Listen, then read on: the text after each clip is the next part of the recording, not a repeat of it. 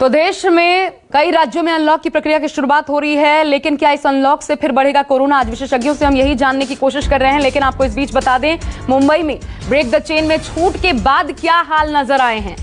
मुलुंड में toll plaza पर भारी जाम लग गया है। देखिए, यही वो सबसे बड़ा डर है। इसी आशंका को देखना चाहते हैं, जो धीरे धीरे मुख्यमंत्री ने खुद अपने बयान में भी कहा कि हम ये देखना चाहते हैं, अगर लोगों ने फिर इसी प्रकार लापरवाही भरा रवैया अपनाया तो फिर हमें सख्ती बरतनी पड़ेगी। ये देखिए, मुलुंड में इतनी भारी तादाद में लोग निकल आए इस अनलॉक की प्रक्रिया के शुरू होने के बाद। जहां जहां थोड़ी बहुत छूट मिली है, मुलुंड में टोल प्लाजा के पास की तस्वीरें देखिए, यहाँ पर भारी जाम देखने को मिल रहा है। यानी इतने लोग निकले, जहां जहां पहुंचेंगे वहां पर फिर एक बार भीड़ बढ़ेगी।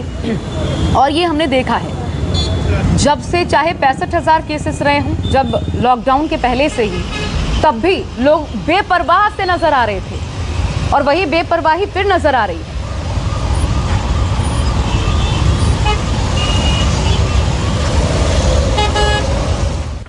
तो देखिए, आखिर लोगों को समझाएंगे कैसे, इस बात के लिए कैसे तैयार करेंगे कि सिर्फ कोरोना को रोकना थामना सरकारों की जिम्मेदारी नहीं है, जब तक उसमें आम लोगों का सपोर्ट नहीं मिलता, सहयोग नहीं मिलता। कोविड एप्रोप्रिएट बिहेवियर का अगर आप पालन नहीं करेंगे तो जाहिर तौर पर कोरोना को मात देना नामुमकिन है।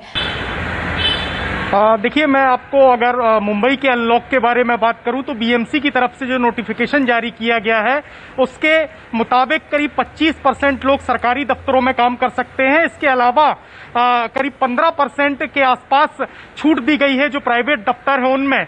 इसके साथ ही साथ आपको बताऊं कि जो दुकानें हैं, जो नॉन एसेंशियल सर्विस से जुड़ी हुई दुकानें या जो भी गैर जरूरी सामान की दुकानें हैं, उनको भी खोलने की इजाजत आज से दे दी गई है। और यही वजह है कि हम मुंबई में अलग अलग जगहों पर देख रहे हैं कि सुबह 7 बजे के बाद से, जब से ये अनलॉक की प्रक्रिया शुरू हुई है, तब से ही सड़कों पर भारी भीड़ देखी जा रही है।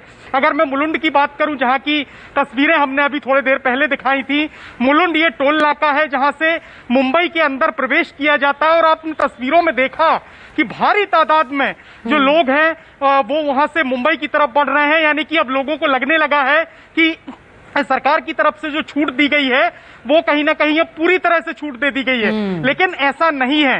सरकार ने सिर्फ कुछ रियायतें दी हैं, लेकिन अब लोगों की समझदारी है। लोगों को अब ये समझना जरूरी है कि जिस तरीके से हमने पहली वेव के बाद देखा था कि लोग लापरवाह हो गए थे और दूसरी वेव से सबसे ज्यादा नुकसान मुंबई और महाराष्ट्र को झेलना पड़ा। ऐसे में अब दोबारा इस तरीके की चीजें ना हो, तो सबसे बड़ी समझदारी अब अगर किसी को दिखाना है तो वो आम लोगों को है, क्योंकि सरकार तो काम कर ही रही है, लेकिन साथ ही ये।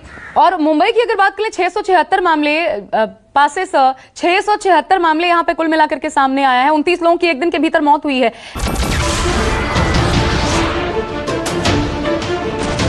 नमस्कार, मैं हूं मानक गुप्ता।